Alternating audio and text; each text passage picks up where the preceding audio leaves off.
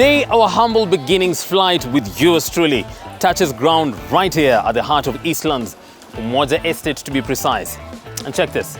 They say doing things easily on what a normal person would consider hard is pure talent. But check this. When you add skill and vision to that talent, they call it pure genius. Today, we meet a phenomenal woman. Her name is Regina, and she's making moves in the beauty world, both as an entrepreneur, and also she has established an amazing college, a beauty college, two to be precise, in the city. And she has an amazing passion for the youth. We get in just a few to go and find out what has her journey been like. Did she begin from here, or it's been a mighty long journey? And the lessons of inspiration to learn from the same. Let's go in and find out some more.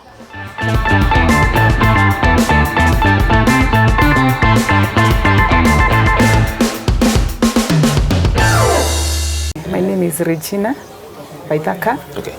I can say I'm a hairdresser, I'm a beautician, I'm a principal. I also have an institution. Okay. So basically I'm in beauty industry. Yeah, this is my industry. Okay. Yeah, I'm all rounded. All rounded. Yeah. All right. It's been how many years now? It's many years back. We are talking of like 12 years since I started this. Wow. Because I started a salon, and now the salon have grown to what you can see. Yeah, so I've come a long way. It's been a journey, and I give God all the glory. Amen. Amen. Okay. Yeah. So Regina, kabla biashara ijakuja na nini, where did you grow up? Yeah. How was your family growing up? Okay. I am a girl from the village, you know. Yeah. Which village? I'm from Nyeri. Ah. Yeah. Okay. But we don't beat men. Yeah. So I grew up from Shads. Okay. And that's where I schooled. And immediately, in fact, after high school, I came to Nairobi. Luckily, if I may say, I got married immediately. Oh, after high school? Immediately, yeah. Okay. In fact, immediately before I could have, before I got my results, my Form 4 results. Okay. I had an interest of beauty, and so after my firstborn girl, which is, I gave birth in 1988. That is like 22 years back now. Whoa. Yeah. So immediately now, after my girl was big enough, like 2-3 years, I enrolled in a college. Okay. Yeah, in hair and beauty. And that's why I did my hairdressing and beauty, cosmetology. And after that, now I started a salon. Okay. Yeah, I started a salon. My husband, he kept the job for me. Yes. Okay. Yeah. Kwa hivyo ukaanza biashara. Yes. Asa ukaanza salon ya kwanza. Nikaanza salon ya kwanza. Not here. This is Umoja. But we started in Dandora.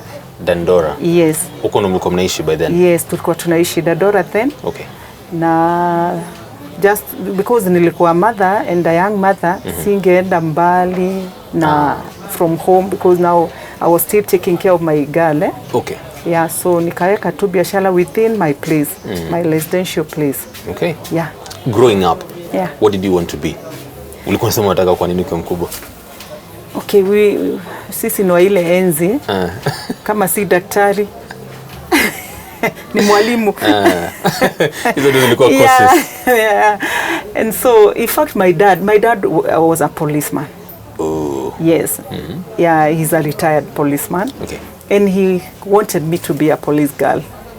But I don't know, I got married before the dream. Was it in your heart to become a police girl? Okay, you know, now then, the parent had to decide. But in fact, I didn't have the passion, but I was so passionate about beauty. I was so passionate. In fact, when I was in high school, I could do some styles, but I even don't know where they were coming from. So everyone like, Regina, come and do me this when we have the visiting days. Okay. Yeah, so let me say this thing was there, but maybe I didn't have somebody to tell me, you follow your passion or follow your heart. I could do hair yeah, ningecheza na nywele za watu in high school. Okay. Yeah. In fact, when I got married, now I had the freedom to say, I don't want to be a policewoman. Let me go to this direction. I'm so passionate na beauty. I'm so passionate na styling. The bridal styles. When you have a wedding, I can do your hair very nicely. Those are the bridal styles. Oh. Yeah, and settings, kupaka chemicals. That is a main interest. Yeah, that is there. Now that's where my heart is. You know, when you are doing something that you love, I don't think there's pressure when you are doing something that you love. Okay. So it's something that I loved. In fact, out of the confidence that I had, though I was very new in the field, I got so many clients. I got so many clients. In fact, if I may go ahead of myself, that's how the college was born. Oh. Out of people trusting you from outside. And when they come, they receive good services.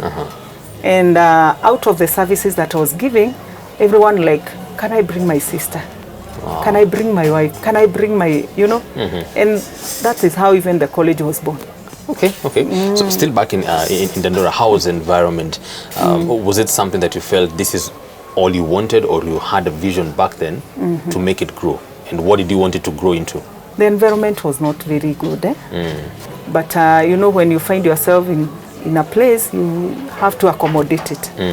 And so, me, I knew this is just a stepping stone. I knew I was going somewhere. Okay. Yeah, I am that person who is, can I say I'm serious, or can I say I have a lot of faith, a lot of confidence. Okay. I knew I'm going somewhere.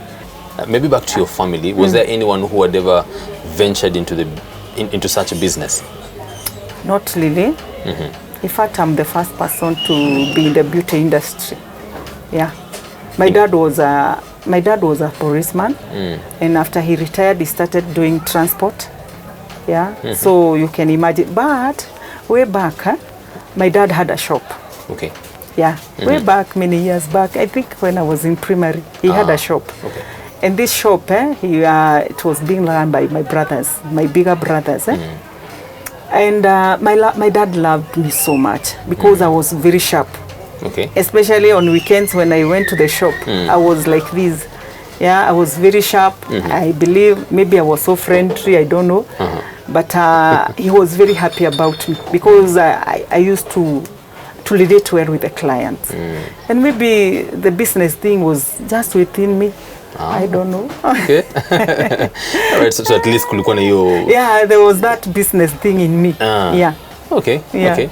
All right. So you now come to Dandora, and our clients wameanza kukuja. Yeah. All right. How long did you stay in Dandora? This firstborn of mine, she had a condition. Okay. And this condition was a breathing something, and because of the dumping site that is just behind the place I was living and just next to the market that I was operating my business in, my girl started having a condition, a breathing problem. Yeah, and it was really bad. It was really bad. It was like asthmatic. We were running every now and then to the hospital. In fact, she was admitted like thrice. And now we decided we have to do something because the doctors were saying this girl, she's allergic to something. Maybe smoke or maybe perfumes, those conch smells. Okay. And so we are looking around and we realized it is this dumping site. The smoke from the dump is very strong. Okay. Yeah. And we had to shift immediately. In fact, we shifted. I left my client hanging like this. Yeah, but we had to run to save the life of my girl. Okay. Yeah. So you shifted to which place? We came to Moja. Now came to Moja. Yeah, I came to Moja, very green, not knowing anyone. But okay, God has His own ways. So you had to start again. I had to start again. In fact, like a new person who've never been in business. Because it was a new place, I didn't know anyone. In fact, I myself, I came looking for the house and I didn't know anyone. And so I came not knowing anyone and we shifted not knowing anyone. And So after some few months, tena I'm back to business. I was expectant. Now for the second born. Second born, okay. Now I have a child who have a condition. I had to stay in the house. I had to stay in the house for like 1 year. I gave birth. In fact, not even 1 year, even more. Wow. I gave birth to my second born, and now I had to make sure now amefika ile stage ya kuwin mtoi ndio unaweza mtrust na mtu mwingine. So you're not only in a new space, but you're also in an environment whereby you're starting again, because you've also been out of business for this long. Kabisa. And people would still come from yeah, Dandora. In fact, when sasa saa zile niliweka biashara tena, you know, they could call. Na I kumbuka there's some of the women who used to come in the house because nilikuwa na kila kitu kwa nyumba. Na wapaka chemical kwa nyumba, na waosha, na wa style, wanaenda kwa nyumba inside the house. Wow. Unajua hii ni kazi ya mikono. Kweli. Unatembea nayo everywhere. Hey, so hata hiyo mwaka mmoja bado walikuwa nakutafuta. Imagine hata sisters wangu walikuwa wanakuja na wa make na watengeneza kwa nyumba. I get my 500 shares. Okay. Ukakuja umoja. Ni hapo ulianzia? Nafaa mtembea hii soko muone pale nilianza. There is another karoom somewhere? Huko nyuma kwa chocholo huko. Yeah. Value is when men place a demand on your ordinary gift which bears an irreplaceable extraordinary feel. And for Regina, a skill and passion in hairdressing is all she had. Yet, many searched for her from far and wide, opening her mind to a business idea that is now slowly birthing her beauty empire. Don't touch that dial. We'll be right back after this short break.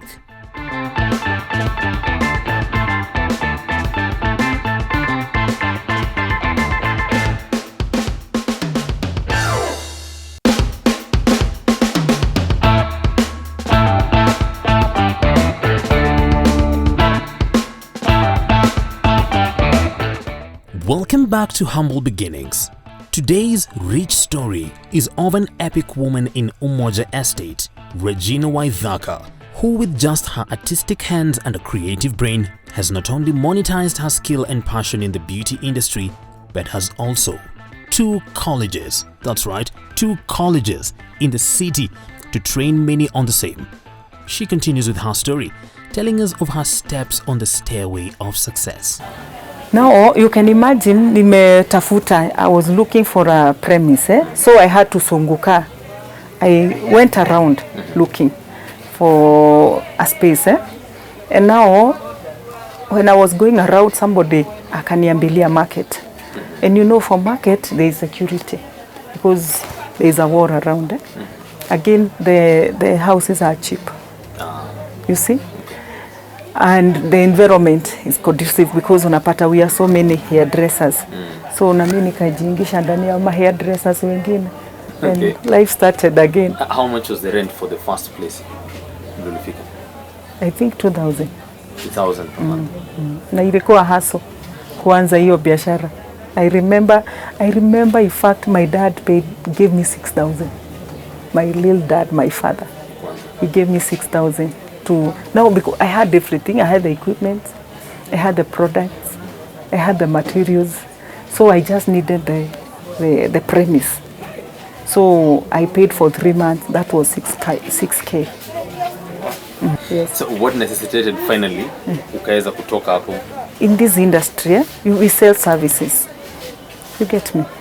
And people can follow you because of the services that you are giving. It's not like selling the products here, because you can get this product anywhere else in another shop.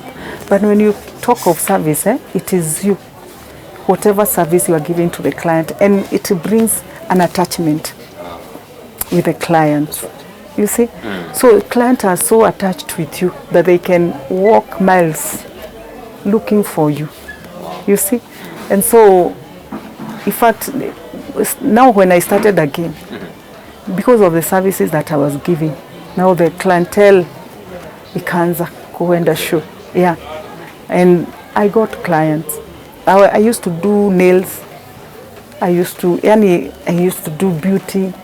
I loved it so much. And then ndio ilikuwa imeanza kupaka na cutex, ati mtu anaoshwa miguu inakaa like wakati wa Jesus. So everybody would come running, hey, tukaoshwa miguu. So that's what in fact ili win most of my clients. Yeah, and out of that unapata watu walikuwa nikujia kwa stall yangu, kuja unipakie client wangu. And I got so many clients. Your fellow business people? Yes, walikuwa nakukujia? they were coming for me. Come. Naenda na watengeneza, nikimtengeneza unapata tunapatana next time tunapatana naye kwa stall yangu. Because there is that attachment. Okay. So far, where were you getting inspiration from? Who were you looking up to? Nani ulikuwa unaangalia unasema, ameweza kufanya hivi? And I mean, where were you learning from all these things? Apart from inspiration, a different person from outside there. I'm a woman of faith. You see? And my faith tells me that my God is able to take me from glory to glory to glory. And again, I have my sister who is doing very well in business. Yeah. And again, I knew I'm not ready to run away from this marriage. So I have to work and I have to change everything in this house. So I was there. Yeah, something inside was telling me I'm not a failure. Yeah, I'm not a failure. And ninapambana juu chini. Yeah. Okay. So before you come here, have there been hard days in business? Sana. Hey, you feel like quitting. You feel like quitting, you know? Business is not easy. Let me just attest and say business is not easy. Business required ukue tu na ile strong heart, na ukue you are so focused. Hauoni where you are seeing where you are going. Because when you look at where you are, you will not be able to get to where you want to go. So nilikuwa na hiyo faith, and again I was nimekuwa na ile ya kuchukia poverty. Unachukia tu shida. Kuchukia kabisa. Yeah. Una fight mpaka unataka I have to, you know. Yeah. Okay. Yeah, unasikia tu utaki kukua counted kwa ile group ina hustle huko chini na umaskini na nini. So you fight. Na una fight saa zingine na kifua pia. Kifua ina wewe. Sasa situation inakwambia quit, lakini umekatalia tu pale. Sasa finally umesikia niko huku kwa chocholo. Haikumalizia hapo. Bado nikapata another. Nao huko ni ndani kwa chocholo ile lazima utrace mtu ndio umpate. Then kuna zingine zinaitangwa highway stalls. Highway ni pale kila mtu anapitia. Nikatoka huko nikakuja highway. And then in fact when I came to that end, because it's open, hauko hidden like these other place. Immediately then now with the client that I had, wakaona, you know, people saw what I could not see. And so when I was there with my clients, wakaanza kuniambia, nikuletea sistangu, tell the story. It's repeating itself again. It's repeating itself again now. Nikulete sistangu. Yeah, it's a good idea, mlete. Nikulete my house girl, mlete. Nikulete sijui later. Do you know, within no time I had 7 students and I had to question myself, can this be the direction that God want to bless me with? Or nimechanganyikiwa na sielewi ni hii ndio mlango. And so I had to work on it. And I decided now I have to look for space. Because that stall, in fact this is like twice of the stall we are talking about. This room, you see. It was way smaller. Yeah. Now it's divided. In fact twice, nyinyi mko huko, bado mko kwa stall, and me niko this other end. Now you can imagine with 7 students, the place was like this. We are so squeezed. How are they fitting in? Tunapambana tu, wengine wanakaa huko nje. Lakini bado tukatoboa. Then ndio nikajua this is very small for me, for where God is taking me. Nikasunguka tu market and I found this. Wow. Yeah. I found this one ulipata ikiwa yote ama ulichukua in pieces? Nilipata ikiwa nyumba. In fact tumekaa nje sasa hivi. Hapa ni nje. This is an extension. Yeah, ilikuwa huko. The place you see the door there. Tulikuanga huko ndani. Okay. Hii ni nje. Wow. So nje after we've grown, nikaweka tiles, nikaweka fence, nika extend. Wow. The vision every day it's calling me to widen my tent. Yeah. Okay. That's where we started. Na nikakuja na the 7 students here. Would you give them any certificate after that?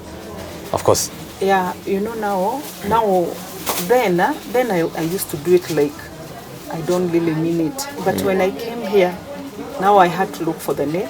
I registered. Yeah, I registered the name. Nikatengeneza uniform. Then they didn't have uniforms. I made sure they have uniforms. And now we had a structure like a school structure. Yeah, I had to look for a teacher.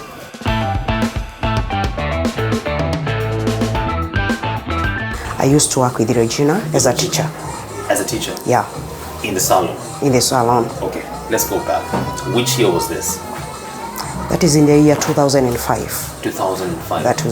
That was the time that I came in this place. Sure, it was in this place that we started here. Yeah. All right. So, unamjuaje kutoka hiyo wakati kulikuwa kuna kaje biashara hiyo kaje? Okay, by that time hakukuwa colleges hazikuwa nyingi. At the moment that nilikuwa ninakuja, in fact nilikuwa nimetoka from other colleges, nilikuwa nafundisha some other colleges, and then after that nikawa located in Nairobi. I came back and then I decided wacha nitafute kazi.